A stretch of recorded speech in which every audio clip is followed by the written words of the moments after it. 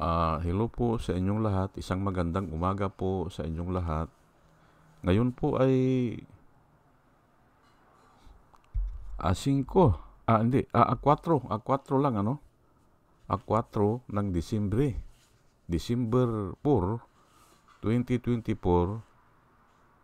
At ang oras po dito sa Los Angeles, California ay alas 6:39 ng umaga. 6:39 ng umaga at araw po ngayon ng Miyerkules. At nais ko lang mag-vlog. Tatalakayin ko lang itong impeachment ni Sara Duterte. Pag-usapan natin. Pero in a biblical point of view. Opo. Kasi marami na ang nagtatalakay dito eh. Opo, pero ako, tatalakayin ko ito na ano ba ang nakikita ko dyan sa impeachment na yan. Kasi naisampa na po eh. Opo. At bibigyan ko lang ng linaw na iiwasan ko po ang dito, yung politika. Opo. Padadaanin ko po ito sa mga word of God. Yun po ang ibig kong sabihin. I-discuss ko, gagamitin ko ang word of God. Kasi mga kababayan, mga minamahal, yang impeachment kasi yan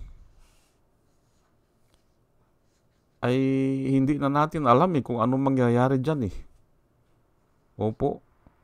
Pag naandyan na yan, o kahit na nakaamba lang yan, kahit nakaamba, ay hindi natin alam kung ano ang kahihinatnan.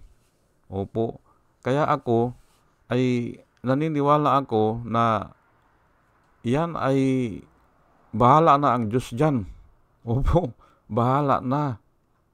Siya na ang may control. Kasi nga, kung mapapansin nyo, mga kababayan, mga minamahal, yung mga pangyayari po ngayon, hindi na po kontrolado ng iisang tao. Opo, kung minsan nagpaplano ang isang tao, ito ang gagawin niya, pero natatabunan ng ibang pangyayari. Ganun po eh. At yan ang nakikita ko ngayon. Hindi na makakatch up yung mga tao na involved dyan. Both sides po yan ha. Yung nagko-complain at saka yung kino-complain. Both sides po yan. Hindi na sila makakatch up. At pag ganun na po ang nangyayari, ay mas malamang it is the will of God. Yan po ang kuwang ko dyan, ang pananaw ko dyan. Nakasulat po kasi sa Biblia ay ang Panginoon ang nagtatanggal o nagsisit up ng king at saka ang Panginoon din ang nag-remove ng king, ang kingdoms. Ayan po. Pati nga kingdoms kaya niyang buwagin Ganun po yan. Of course, gumagamit siya ng tao o gumagamit siya ng mga pangyayari para yung tao ay magbago ng isip at yun nga lalabanan yung gusto niyang pabagsakin. Ganun po yan. At yan po ang nakikita ko na nangyayari ngayon dyan. At matagal ko na po na tinatalakay dito na yung hindi ba natalo si Leni Robredo, hindi ba? Natalo po siya. Pero alam ko na dinaya yun. Opo, alam ko yan na dinaya yan. Wala pa yang mga nahuhuli na mga yung yung ngayon na talagang ah, overwhelming na talagang naandyan na ang mga katibayan na dinaya talaga. Opo, wala pa yan. Alam ko na dinaya. Opo. Dahil doon sa mga meeting, doon sa mga sorti, wala namang umaatin hindi ba? Oh, wala namang umaatin sa mga sa mga meeting nila Samantalang doon sa mga meeting ni Lini, ay simpre kung ang tao nagpapakahirap na pupunta doon sa meeting, ay how much more yung boto niya, hindi ba? How much more yung boto. Yung iba, nagpapakahirap na maglakad o mag-attend o magdala ng pagkain o mag-donate o magpahiram ng mga sasakyan, ay how much more yung boto nila. Hindi ba? Ibibigay nila ay kay Bongbong Marcos at saka kay Sara Duterte, mga hakot po Mga hakot. Nung nag-meeting po sila dito nabalitaan ko lang naman, sinabi nung kapatid ko, dito sa Iba Zambales, ay puro hakot Hindi nila kilala yung mga tao. At saka yung mga bus, pinarada doon sa bayan namin, which is almost 1 kilometer doon sa plaza ng Iba Zambales. Doon sila nagparada, mga bus. Kaya nga mga hakot paanong mananalo yan? Hindi ba? Kakaunti na nga ang meeting nila, ang mga sorti nila kakaunti at wala pang umaatin. At yun nga, may balita na mga hakot o mga bayaran. Paanong mananalo yan? At ngayon po, tignan nyo po yung anong nangyari dyan sa EDSA People Power ng mga Duterte. Wala na, hindi ba? Tubig na lang ang natira, hindi ba? At saka yung bantay, hindi ba? Mineral water na lang. Pinitsuran hindi ba? Saan ngayon yung 32 million na sinasabi? Hindi ba? At dahil po dyan sa talagang panluluko nila ng eleksyon, ay ito na nga ang nangyari. Nagkaaway sila. At hindi na natin i-discuss yan, basta ang kwan dyan ay nag-away sila. Kaya nga, ang sabi ng iba, God works in mysterious ways. Hindi ba? Unity sila, magkasangga sila, nanalo sila ng eleksyon, pero yun nga, daya ay ang Panginoon po, dahil marami na po ang umaangal Ayaw na talaga sa korupsyon Ayaw na talaga Bakit iboboto pa yan? Ang mga tao po talagang hindi naman bobo ang mga tao Kasi nga nung kinikwento ko po sa inyo, bakit si Nicky Cositing, si Francisco Tatad, si Kit Tatad, at saka si Teresa TC Aquino Orita, ay hindi na nanalo sa pagkasenador kahit na umiiyak na sila na humihingi ng tawad. Hindi ba? At ang pagkaalam ko, hindi na rin sila nanalo ng pagka-congressman. Kasi nga, nainis ang mga tao sa kanila tinandaan sila nung impeachment trial po ni Estrada. Si Cositing ay ngumisi o parang tumawa nung nanalo sila not to open the second envelope. Si TC Orita, si Aquino Orita naman ay parang nagjig o sumayaw.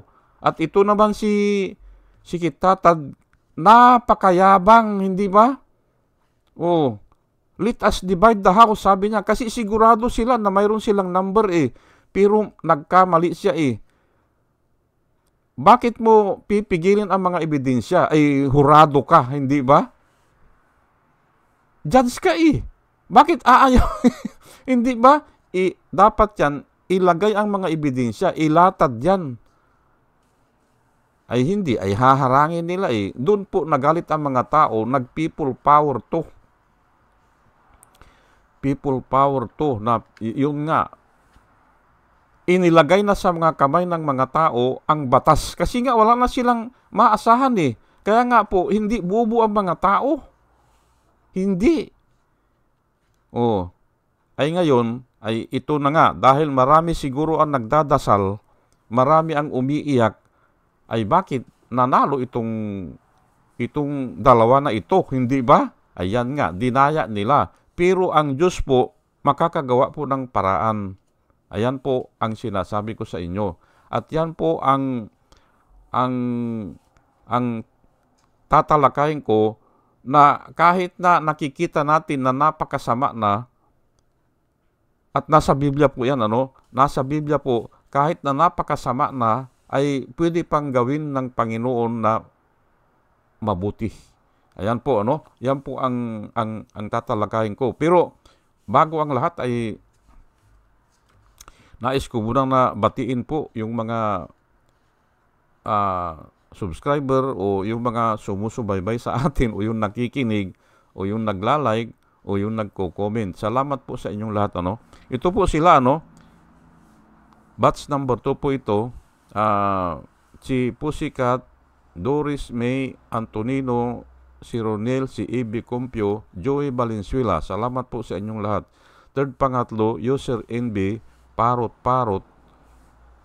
Pabs Naranja, Romel Solier, Padua Lloyd Trabiel, Andre Sanario, Jonah Canao, Rosana Kawili, Bir Orozco, Ernie Calyago, Christine Joranas, Digna Umali, Julie Antan, Jose Labier Niabot, Andy Gimpaw, User GH, RC Guillermo, Joseph Angelo, Mirna Medina, Rafael Aquilato, Mayit Hinsyo, Dio Ianong, Bilya Lagueño, Mister Yang Tuy, Emilita Roa, Monica Dongsao, Richard Jamura, User KK, User XQ, Nilson Nukop, Salvacion Akisar, Sinaida San Andres, Joey Chavez, Ramon Junior Rojas, Hael Villarreal, Rose Jack Normi, Arnel Araujo, Vicente Tablati, Sweet Potato, Coco Guid, Orly Nunez, Estrella Rombano, Ariad Mendoza, Nieves Oliveres, Aldrin Impalmado, Malaya Mendoza, Rolando Dordas, Mer Cabrera, Rolando Olivier Mamon ng Lapas Iloilo, Ana Marie Aldisimo, Ili Casli, Marias Rivera, Marudaan, Manuel Diwa, Arvin Silot, Mila Kuamag, Chicken Farmer TV, Online Picolio, Trico Buo Briac, Concepcion Barsi at saka si Bobby P. Salamat po sa inyong lahat. At ito naman po ang mga vloggers na nire-recommenda ko po sa inyo na ating panoorin at suportahan. Ito po sila, Michael Apasible Bulletin, Attorney Insurrecto, Bunyog Pagkakaisa, Vlogcaster Arman Din, Engineer Tuto Kausing, Aling Marie, Mr. Sa Totoo Lang To, Christian Isguera, PMTGR Vloggers, The Action Man,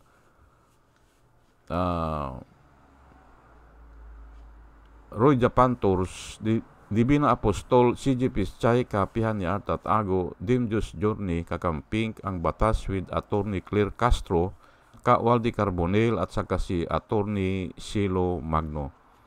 Ugaliin po natin na makinig sa kanila at marami po tayong matututunan sa kanila. At nakikita ko po na sila ay nagbablog para po sa ikabubuti ng bayan. O sige po, tayo po ay tuloy-tuloy na sa ating discussion. Ang sinasabi ko po ay kahit na yung masama na ang nangyayari, pwede pang gawin ng Diyos para sa ikabubuti.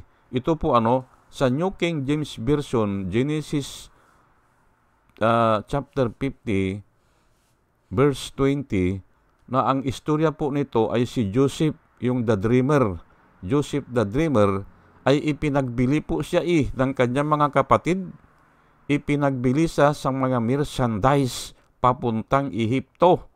Pinagbili po siya. Papatay sana siya ihuhulog sana siya sa balon. Ihuhulog siya at naiinis na yung mga kapatid niya sa kanya kasi nga parang paborito siya ng kanyang ama na si Jacob ata, ang ama nila.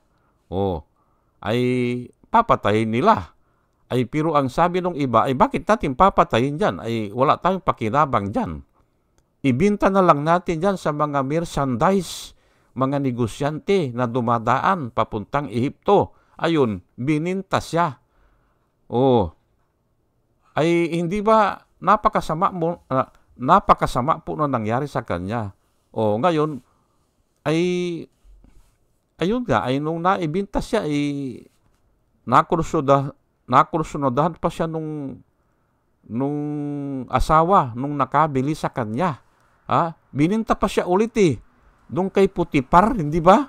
Na general of the prison guard ata yun. Nakursunodahan siya nung asawa, hindi ba? Ay iyon, ay pinagbintangan siya na gusto niyang gahasain yung asawa ni Putipar. Ayun, nakulong siya. Ay, hindi ba ang saklap noon, hindi ba? Pero to cut the story short, siya po ay naging prime minister ng Ehipto. Siya ang pangalawa sa pinakamataas. Susunod siya doon sa Pharaoh of Egypt. Ganun po. Kaya bagamat siya ay napakasama na nangyari sa kanya, yun ay ginawa ng Diyos na maging mabuti. Ito po ang sabi niya po ay, but as for you, sabi niya sa mga kapatid niya, yung nagbinta sa kanya, as for you, you meant evil against me. Sabi po ni Joseph, the dreamer, you meant evil o you do evil against me.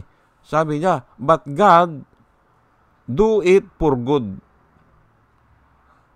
Yun ang sinabi niya. Evil yung ginawa nyo sa akin, pero ang Diyos ay ginawa yun para, yun nga, naging, prime minister siya ng Ehipto. In order to bring it about as it is on this day to save many people alive. Kasi nagtaggutom po Kaya yung mga kapatid niya ay pumunta sa Ehipto na bibili ng trigo, hindi ba? Ng pagkain. Kasi nga 7 years na tagtuyot Pero 7 years na yung 6 naman ay sagana. Na nahulaan naman ito ni Joseph sa panaginip ng Pharaoh. Nahulaan niya, ang gawin natin kanya, mag-ipon tayo ng mga trigo. Kasi darating kanya, after 7 years na sagana ang ani, ay darating ang tagtuyot, sabi niya. Kaya lahat ng tao pumupunta sa Ehipto kasi nga ay sila lang ang may trigo Ganun po yan. Gumawa sila ng mga rice granary. Mga imbakan ng trigo. Ayan po Pero ang gusto ko lang sabihin dito, ang sabi niya ay, you meant evil against me, but God meant it for good. Ginawa ng Diyos para sa kanyang ikabubuti. Ayan po.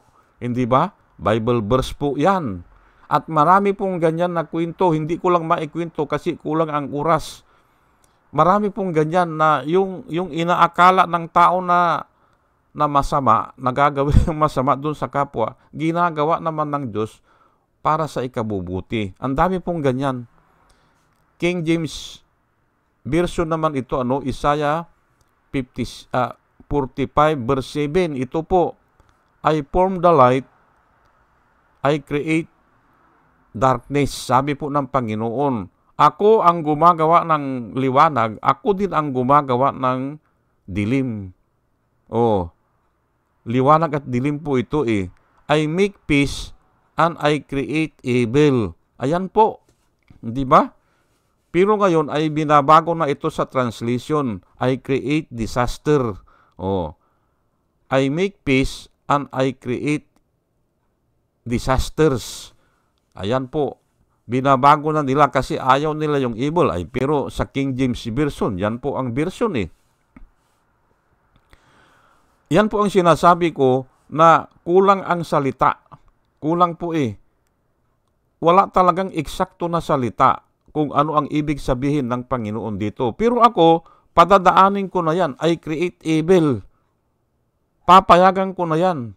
Opo, I create peace, I create evil. Walang problema sa akin yan. I the Lord, sabi po ng Panginoon, I the Lord do all these things. Sabi niya, I the Lord do all these things. Kaya po ako, naniniwala ako kung ano ba niyang impeachment na yan, ano ang kahinatnan dyan ay sa ikabubuti po. Basta tayo ay palaging nagdadasal o sumasanggunit sa Panginoon o lumuluhod sa Panginoon o umiiyak. Opo, napapakinggan po ng Diyos yan. Ay kaso naman, ito mga DDS noon eh. Yung mga DDS, iyak daw. Ay talaga ka kung umiiyak Pero pinakikinggan ka ko ng Diyos yan. Tumitigil sila eh. Ang iyak po ng tao ay umaabot po yan ng langit, lalo na kung matuwid yung umiiyak o marami na talaga. Hindi ba? I have seen the oppression of my people in Egypt, and I have heard their cry. Ayan po ang sinabi kay Moses nung pinapabalik siya doon sa Ehipto para palayain yung mga, kasi 430 years na po na alipin ng Ehipto Ayan po. Nakikita po ng Diyos ang ating mga hikbi o ang ating mga hinaing o ang ating mga iyak. Ayan po. Kaya nga siguro ganyan ang mangyayari New King's Version naman ito, Romans 8:28. Ito po ang nakasulat, and we know, sabi po ni Paul sa mga Romans, sa mga mananampalataya po ito, and we know that all things work together for good to those who love God, to those who are called according to His purpose. Ayan po nakasulat. Ano po ang sinabi ni Paul? For we know, alam natin, sabi niya, for we know that all things work together for good to those who love God. Hindi ba? Kung mahal mo ang Panginoon, ay lahat po yan. Opo, kung umiiyak ka dahil ayaw mo na talaga ang korupsyon, hindi ba? Kasi humihirap po ang mga tao dahil siyang korupsyon, hindi ba? Ayan na nga, lumalabas na yung Marites, ano ba yun? Si Mary Grace Piatos, hindi ba? At saka si Kukoy Villamin ba yun? Lumalabas na ang mga pangalan.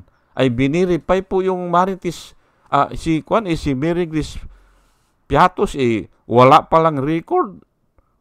Walang ganong pangalan na ipinanganak o ikinasal o namatay. Wala sa statistic po natin.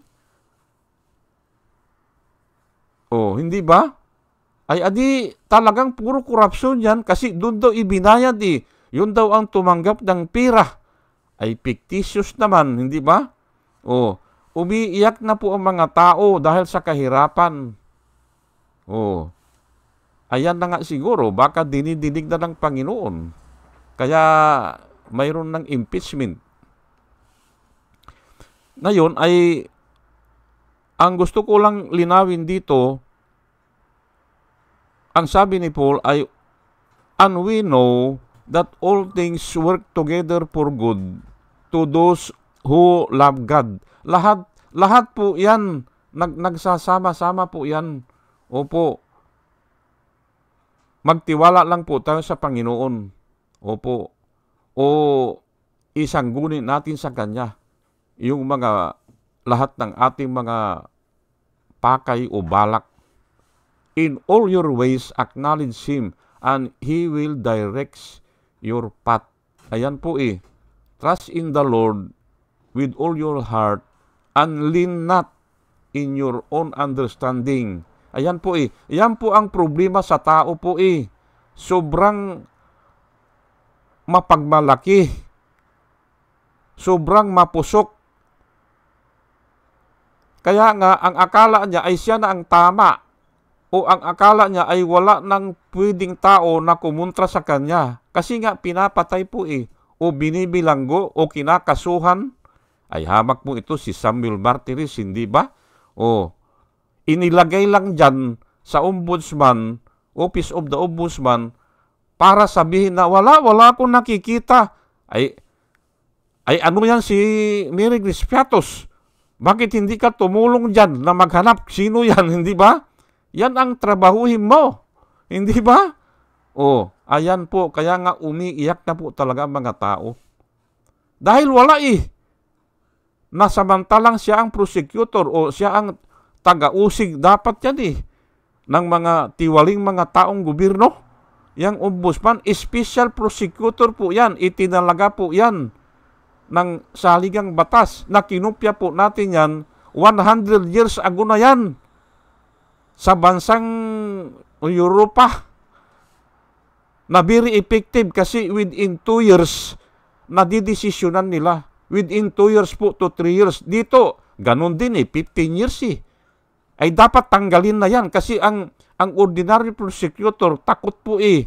O kaya mahihina. Kaya umaabot ng 15 years. Ay ito si Martires eh. Hindi ba? O, ay si Martires ay aabutan ng 15 years din. Adi useless. Kaya ka itinalaga dyan kasi matatag ka. Kaya ka pinili itinalaga dyan kasi nga dati kang mataas ang katungkulan.